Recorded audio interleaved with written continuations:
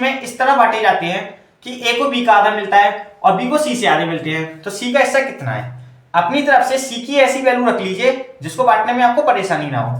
तो हम सी की वैल्यू अगर 4 रखते हैं तो बी को कितना मिल रहा है? इसका आधा मिल रहा है, यानी कितना मिल रहा होगा? 2 मिल रहा होगा। और ए को जो है बी का आधा मिल रहा है, तो ए को कितना मिल रहा होगा? 1 मिल रहा होगा। तो देखिए टोटल मिला कितना है इनको तीनों को? 700 रुपए। यूनिट पे कितना मिल गया? 7 यूनिट, यानी कि 7 यूनिट की वैल्यू किसके बराबर है? 700 रुपए के बराबर है। तो यहां से 1 यूनिट की आएगी, 1 यूनिट की निकालेंगे तो कितना आ जाएगा? 100 रुपए। हमसे पूछा किसका है? सी का हिस्सा पूछ रहा है। तो 1 यूनिट की वैल्यू 100 है, 4 यूनिट की निकालनी है तो 4 में मल्टीप्लाई करा दीजिए 100 का, तो 4 यूनिट की वैल्यू कितनी जाएगी? 400 रुपए। तो सी को कितना मिल रहा है? 400 रुपए। अगर बी का पूछता तो 100 का मल्टीप्लाई इसमें करा देते, ए का पूछता तो इसमें करा देते। आपका आंसर कितना है? 400 रुपए। ये हो जाएगा आपका इस क्वेश्चन का आंसर। चुटकियों में बस इस कंसेप्ट को फॉलो कर लीजिए। जैसे लॉग के साथ कोई संख्या मल्टीप्लाई में है तो उसको प्लस में लिख लेते हैं। जैसे लॉग m मल्टीप्लाई n है तो उसको लिखेंगे log m plus log n। अगर प्लस में है तो उसको मल्टीप्लाई में लिख लेते हैं। लॉग के साथ कोई संख्या अगर डिवाइड में है तो उसको माइनस में लिखते हैं, माइनस में है तो डिवाइड में लिख लेते हैं। और लॉग के साथ किसी संख्या के ऊपर पावर लगी है तो पावर को आगे लिख लेते हैं, जैसे n log m। और log 1 का मान होता है 0। क्वेश्चन आपको ये दिया है, यहाँ प्लस लगा हुआ है तो मैंने आपको बताया था अगर प्लस में है तो उसको मल्टीप्लाई में लिख लेते हैं। तो हम इसको लिखेंगे log, और सारी संख्या मल्टीप्लाई में आ जाएंगी, ब्रैकेट में 3/5 मल्टीप्लाई 5/36 मल्टीप्लाई 12। ठीक है, 12 से इसको काटेंगे 3 बार, 3 से 3 कटेगा, 5 से 5 कटेगा, ये हो जाएगा 1, यानी कि log 1 हो जाएगा। log 1 का मान कितना होता है? 0। मैंने आपको बताया log 1 का मान कितना होता है? 0। ये हो जाएगा आपका इस क्वेश्चन का आंसर। कमी पर आधारित प्रश्नों को सक्सेसिव मेथड द्वारा मात्र 5 सेकंड में सॉल्व कर सकेंगे। क्वेश्चन में दिया कि एक आयत की लंबाई और चौड़ाई में क्रमशः 15% और माइनस के 10% का बदलाव किया जाए तो इसके क्षेत्रफल में कितने परसेंट का बदलाव होगा? माइनस का मतलब है कि चौड़ाई में कमी की गई है। ए की जगह पे रखेंगे हम लंबाई की वैल्यू, बी की जगह पे रखेंगे हम चौड़ाई की। लंबाई दे रखी है हमको 15% यानी 15, चौड़ाई दे रखी है माइनस के 10 तो माइनस के 10 लिख लीजिए, प्लस ए की जगह पे लिख लीजिए 15 और बी की जगह पे लिख लीजिए माइनस के 10/100। इसको सॉल्व कर लेते हैं, इसको लेस करेंगे कितना आ जाएगा? 5 प्लस यहाँ से इसको काटेंगे 0 से 0, 5 से कटेगा 2 बार, 5 से कटेगा 3 बार, और 2 का इसमें डिवाइड देंगे तो 1.5 चला जाएगा। 1.5 का माइनस में मल्टीप्लाई करेंगे तो माइनस के 1.5 आ जाएगा। ठीक है, 5 में से 1.5 को लेस करेंगे तो कितना आ जाएगा हमारा? 3.5%, यानी 3.5% की वृद्धि हो जाएगी। ये हो जाएगा आपका इस क्वेश्चन का आंसर। इस प्रश्न का उत्तर आप हमको कमेंट बॉक्स में कमेंट करके दीजिए। 10% छूट देने के बाद भी 20% का लाभ कमाता है तो वस्तु का क्रय मूल्य ज्ञात कीजिए। देखिए 640 रुपए आपको अंकित मूल्य दिया है। अंकित मूल्य अपने आप में कितना होता है? 100%, यानी 100 यूनिट की वैल्यू दे रखी है। 10% की छूट दी जा रही है, यानी 100 रुपए पे 10% की छूट है तो उसका सेलिंग प्राइस कितना होगा? 90%, यानी 90 यूनिट की वैल्यू निकाल लीजिए सीधे। 1 0 से 0 और 0 से 0 काटिए, 9 का मल्टीप्लाई करेंगे 576 आ जाएगा।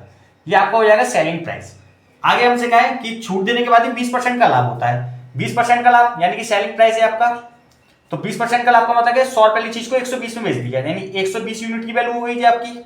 हमसे पूछा क्या? वस्तु का सीपी पूछा है। सीपी क्या होता है अपने आप में? 100%, तो 100 का मल्टीप्लाई करा दीजिए। यहाँ से 1 यूनिट की वैल्यू आ जाएगी, 1 यूनिट की वैल्यू को 100 में मल्टीप्लाई कराएंगे सीधे सीपी आ जाएगा। 0 से 0 काट लिए, 2 पंजे 10, 2 6 12, 6 से इसको काटेंगे 96 बार कट जाएगा और 96 का मल्टीप्लाई करेंगे कितना आएगा? 480 रुपए। तो वस्तु का क्रय मूल्य कितना था? 480 रुपए। ये हो जाएगा आपका क्वेश्चन। 5 सेकंड में बना सकते हैं। क्वेश्चन में दिया कि एक विद्यार्थी 2.5 किलोमीटर प्रति घंटा की चाल से स्कूल जाता है तो 6 मिनट देरी से पहुंचता है। 3 किलोमीटर प्रति घंटा की चाल से आता है तो 10 मिनट पहले पहुंच जाता है। घर से स्कूल की दूरी कितनी है? स्पीड 1 दे रखी है आपको 2.5, स्पीड 2 दे रखी है आपको 3। अब आपको क्या करना है? स्पीड 1 और स्पीड 2 का केवल डिफरेंस लेना है। तो इन दोनों का डिफरेंस कितना हो जाएगा? 0.5 और डिफरेंस ऑफ टाइम। अब आपको टाइम का अंतर लेना है। मान के चलते हैं अगर विद्यालय 10 बजे खुलता है, पहले वो 6 मिनट देरी से पहुंचा, यानी कि 10:06 पे पहुंच रहा होगा, फिर 10 मिनट पहले पहुंच जाता है, यानी कितना पहुंच रहा होगा? 9:50 पे पहुंच रहा होगा। यहां से देखेंगे 10 मिनट ये और 6 मिनट ये, यानी टोटल 16 मिनट का डिफरेंस आ रहा है। तो मिनट को घंटे में कन्वर्ट के लिए 60 का भाग लगा दीजिए। इससे किसको काटेंगे तो 5 बार कटेगा, 5 3 15, 15 चौक 60, ये 4 बार कटेगा। 4 से इसको काटेंगे कितने बार कटेगा? 4 बार, यानी घर से विद्यालय की दूरी कितनी है? 4 किलोमीटर। ये हो जाएगा आपका इस क्वेश्चन का आंसर।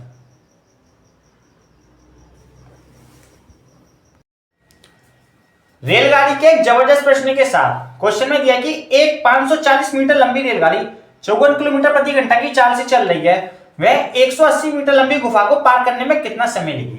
जब भी कोई रेलगाड़ी किसी गुफा को क्रॉस करती है तो अपनी लंबाई प्लस उसकी लंबाई के बराबर दूरी को तय करती है, यानी कि दोनों की लंबाइयों को अगर ऐड करते हैं तो टोटल डिस्टेंस हो जाएगी। हमसे पूछा क्या? टाइम। टाइम बराबर क्या होता है? Distance upon speed.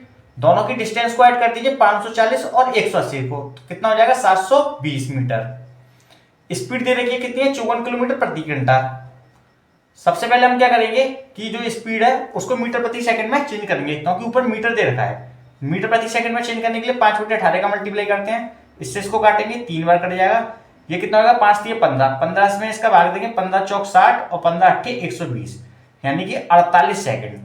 तो ये रेलगाड़ी गुफा को 48 सेकंड में क्रॉस कर जाएगी। ये हो जाएगा आपका इस क्वेश्चन का आंसर। क्वेश्चन में दिया कि 8 आदमी किसी काम को 10 दिन में कर सकते हैं। सबसे पहले यहां से टोटल वर्क निकाल लेते हैं। अगर मैन की वर्क एफिशिएंसी का डे में मल्टीप्लाई करते हैं तो टोटल वर्क आ जाता है। आदमी दे रखे हमको 8, 10 दिन तक काम करेंगे तो कितना काम कर सकते हैं, ये 80 काम कर सकते हैं। ये हो गया आपका टोटल वर्क। आगे हमसे कहा है कि काम शुरू होने के 3 दिन बाद 4 आदमी काम छोड़कर चले जाते हैं, यानी कि 3 दिन बाद जा रहे हैं तो 8 आदमियों ने 3 दिन तक तो काम किया होगा, तो 8 आदमियों ने 3 दिन तक कितना काम किया होगा, 8 3 24, यानी 24 काम इन्होंने कर लिया होगा। तो टोटल वर्क में से इसको पहले लेस कर लीजिए, 24 को कितना बचेगा, 56 काम बचेगा। हमारे पास काम कितना बचा है 56। हमसे कहा है कि तो शेष बचे आदमी उस काम को कितने दिन में समाप्त कर लेंगे। 8 आदमी थे, 4 आदमी काम छोड़कर चले गए हैं, तो बचे कितने 4 का इसमें डिवाइड लगा दीजिए, 4 14 चौक 56, यानी 14 दिन आ जाएगा। क्यों, डे निकालने के लिए टोटल वर्क में वर्क एफिशिएंसी का डिवाइड लगा देते हैं, तो काम कितने दिन में समाप्त हो जाएगा 14 दिन में। इस प्रश्न का उत्तर आप हमको कमेंट बॉक्स में कमेंट करके दीजिए। लगाकर एक व्यापार प्रारंभ करता है, 6 महीने के बाद श्याम 15 रुपए लगाकर उसमें साझा कर लेता है। यदि वर्ष के अंत में राम को 6400 रुपए का लाभ होगा तो श्याम का लाभ ज्ञात करना है। देखिए सबसे पहले ऐसे पूंजी का रेशियो बना लेते हैं। राम की पूंजी है वो पूरे व्यापार में 1 साल तक रही होगी, यानी कि कितने महीने तक रही होगी, सिर्फ 12 महीने तक, तो 12 का मल्टीप्लाई कर लीजिए। और ये 6 महीने बाद शामिल हुआ तो उसकी व्यापार में सिर्फ 6 महीने तक रही होगी, 6 का मल्टीप्लाई कर लीजिए। 6 से इसको काटेंगे 2 बार, 3 0 से 3 0 काट लीजिए, 3 से कट जाएगा 4 बार, 3 से कट जाएगा 5 बार, रेशियो बन जाएगा 8:5। जो लाभ होता है वो पूंजी के अनुपात में बढ़ जाता है। हमको दे रखा है कि 6400 रुपए का लाभ हुआ है राम को, तो इसकी यूनिट के सामने रख दीजिए 6400 रुपए, यानी 8 यूनिट की वैल्यू कितनी है 6400 रुपए, 1 यूनिट की आ जाएगी 800 रुपए, तो 1 यूनिट की वैल्यू 800 है। हमसे श्याम की पूछिए, श्याम की यूनिट में इसका मल्टीप्लाई करा दीजिए, कितना हो जाएगा 4000 रुपए। तो श्याम का लाभ कितना था 4000 रुपए का। ये हो जाएगा आपका इस क्वेश्चन का आंसर। 40% अंक लेने थे, उसने इस परीक्षा में 178 अंक प्राप्त किए और 22 अंकों से अनुत्तीर्ण हो गया, तो कुल पूर्ण कितना था परीक्षा का। देखिए 178 अंक प्राप्त किया है और 22 अंकों से फेल हो गया है। अगर हम इसको 22 अंक और दे देते तो ये पास हो जाता। 178 में 22 जोड़ेंगे तो कितना हो जाएगा 200 हो जाएगा, तो ये इसके पास अंक हो जाते। क्वेश्चन में 5% दे रखा है हमको, कितना है 40%, यानी 40% की वैल्यू दे रखी है, कितनी है 200 नंबर है। ठीक है, हमसे क्या पूछा, परीक्षा का कुल पूर्णांक पूछा है। कुल पूर्णांक क्या होता है, अपने आप में 100% होता है। यहाँ से 1 यूनिट की वैल्यू हो जाएगी, हमें चाहिए 100% की, तो 100 का मल्टीप्लाई करा दीजिए। परसेंट से परसेंट खत्म हो जाएगा, 40 से इसको काटेंगे 5 बार कट जाएगा, 5 का मल्टीप्लाई कराएंगे 500, तो परीक्षा का पूर्णांक कितना था 500 था। ये हो जाएगा आपका इस क्वेश्चन का आंसर। इस प्रश्न का उत्तर आप हमको कमेंट बॉक्स में कमेंट करके दीजिए। क्वेश्चन में दिया कि एक व्यक्ति अपनी घड़ी को 12.5% के लाभ पर बेचता है, यानी कि 100 रुपए वाली चीज को अगर वो 112.5 में बेच दे तो उसको 12.5% का लाभ हो जाएगा। आगे का है, यदि इसको उसने 5% अधिक में खरीदा होता है, यानी 100 रुपए वाली चीज पे 5% अधिक में खरीद रहा है, तो यानी कितने में खरीदा होता, 105 में खरीदा होता, और 160 रुपए अधिक में बेचता तो 16 से 2/3% का लाभ होता। 16 से 2/3% का फ्रैक्शन होता है 1/6, यानी 6 रुपए वाली चीज पे 1 का लाभ हो रहा है तो बेचा कितने में होगा 7/6 में। सीधे इसका सेलिंग प्राइस निकाल लीजिए, ये कितना हो जाएगा आपका 7 पंजे 35 5, यानी 6 का इसमें भाग लगा दिए, 6 का इसमें भाग लगाएंगे कितना आ जाएगा 122.5 आ जाएगा। ठीक है, 112.5 वाली चीज को 122.5 में बेचा है, तो यानी कितना अधिक में बेचा है, यहाँ से 10 यूनिट। क्वेश्चन में कितना अधिक में बेचा है 160 रुपए में। 1 यूनिट की वैल्यू निकालेंगे तो कितना हो जाएगा 16। हमें चाहिए सीपी, सीपी कितना हमारा 100%, 100 का मल्टीप्लाई करा दीजिए, तो सीपी कितना हो जाएगा 1600 रुपए। ये हो जाएगा हमारा इस क्वेश्चन का आंसर। टंकी को 20 मिनट और 25 मिनट में भर सकते हैं। दोनों नलों को टंकी में एक साथ खोल दिया जाता है। सबसे पहले टंकी की क्षमता ज्ञात कर लेते हैं कितनी है। दोनों का एलसीएम ले लीजिए, 20 और 25 का एलसीएम लेंगे तो कितना हो जाएगा 100। मान के चलते हैं कि टंकी हमारी 100 लीटर की है, 20 का भाग देंगे 5 बार जाएगा, 25 का देंगे तो 4 बार चला जाएगा। ए नल के द्वारा टंकी के अंदर 5 यूनिट पानी जाता है, बी के द्वारा 4 यूनिट पानी जाता है। आगे का है कि 5 मिनट बाद बी नल को बंद कर दिया जाता है। अगर 5 मिनट तक ये नल चला होगा तो टंकी के अंदर कितना पानी चला गया होगा, इसकी एफिशिएंसी 4 है, 5 का मल्टीप्लाई करेंगे यानी कि 20 यूनिट पानी टंकी के अंदर चला गया होगा। तो सबसे पहले क्या कहते हैं 20 को इसमें से लेस कर लेते हैं, टोटल में से कितना बचेगा 80 बचेगा। तो 80 यूनिट पानी कौन भरेगा, ए बनेगा। जब बी को बंद कर दिया 5 मिनट बाद तो कौन बनेगा, ए की एफिशिएंसी का इसमें डिवाइड लगा दीजिए, 16 पंजे 80, तो ए नल इस टंकी को कितने मिनट में भर देगा, 16 मिनट में। ये हो जाएगा आपका इस क्वेश्चन का आंसर।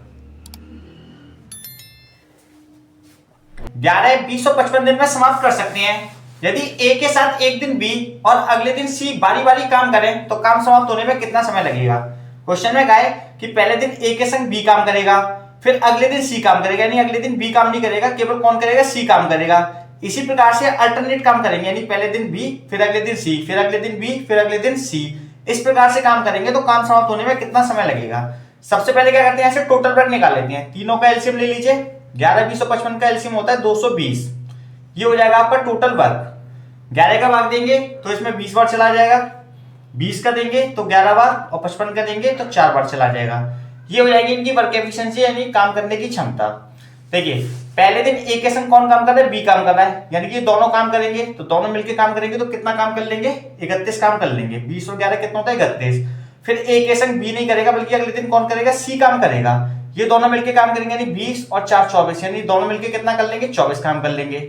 तो यहां से हमको पता पड़ गया कि 2 दिन के अंदर कितना काम हो जाएगा, 31 और 24 को ऐड कर लीजिए, कितना हो जाएगा, 55, यानी 2 दिन के अंदर 55 काम हो जाएगा। काम कितना कराना है हमको, 220 कराना है। तो अपनी तरफ से ये वर्क है, अपनी तरफ से इसमें ऐसा मल्टीप्लाई करा लीजिए, या तो 220 हो जाए तो इससे कम रहना चाहिए। अगर हम इसमें 4 का मल्टीप्लाई कराएंगे तो कितना हो जाएगा, 220 हो जाएगा पूरा, यानी काम तो कंप्लीट हो जाएगा। या 4 का मल्टीप्लाई कराए तो डे में भी करा लीजिए, ये कितना हो जाएगा, 8 दिन, यानी 8 दिन के अंदर 220 काम को कंप्लीट कर लेंगे। ये हो जाएगा आपका इस क्वेश्चन का आंसर। देखिए सेम क्वेश्चन है, ए बी सी किसी काम को 30 20 और 10 दिन में समाप्त कर लेते हैं। सबसे पहले यहां से टोटल वर्क ले लेते हैं, तीनों का एलसीएम लेंगे, कितना जाएगा, 60। ये हो जाएगा आपका टोटल वर्क। 30 का भाग देंगे 2 बार, 20 का देंगे 3 बार, और 10 का देंगे तो 6 बार चला जाएगा। ये हो जाएगी इनकी वर्क एफिशिएंसी, काम करने की क्षमता। पहले दिन ए और बी काम करेंगे मिलके तो कितना काम कर लेंगे, 5 काम कर लेंगे। फिर अगले दिन ए और सी मिलके काम करेंगे, कितना कर लेंगे, 6 और 2 8 काम कर लेंगे। यहां से हमको पता पड़ेगा कि 2 दिन के अंदर कितना काम हो जाएगा, 8 और 5 13 काम हो जाएगा। ठीक है, काम कितना कराना है हमको, 60, ये वर्क है आपका। तो इसमें अपनी तरफ से ऐसा मल्टीप्लाई कराइए, या तो 60 हो जाए या इसके बराबर पहुंच जाए। तो हम इसमें 4 का मल्टीप्लाई करा लें तो कितना हो जाएगा, 52 काम हो जाएगा हमारे पास। 4 का यहाँ कराए तो डे में भी 4 का करा लीजिए, कितना हो जाएगा, 8 दिन। 8 दिन के अंदर 52 काम हो गया। फिर अगले दिन कौन आएंगे, ए और बी काम करेंगे। ए और बी कितना काम कर लेते हैं, 5 काम कर लेते हैं, तो इसमें 5 जोड़ दीजिए, कितना हो जाएगा, 57 काम हो जाएगा। ए और बी आए अगले दिन, यानी एक दिन बढ़ गया हुआ, कितने दिन हो गए आपके, 9 दिन हो गए। 9 दिन में 57 काम हो गया, तो 57 को पहले इसमें से लेस कर लीजिए, कितना बचेगा हमारे पास, 3 काम बचेगा। मिलके करेंगे, कितना काम कर लेते हैं, 8 काम करना सिर्फ 3 है। तो अगर हम वर्क में एफिशिएंसी का भाग लगाते हैं तो डे आ जाते हैं, तो 3 काम करने को कितना समय ले लेंगे, 3/8 दिन ले लेंगे। 9 दिन तो कंप्लीट आएंगे, 3/8 दिन और लग जाएंगे, यानी कि ये हो जाएगा आपका इस क्वेश्चन का आंसर।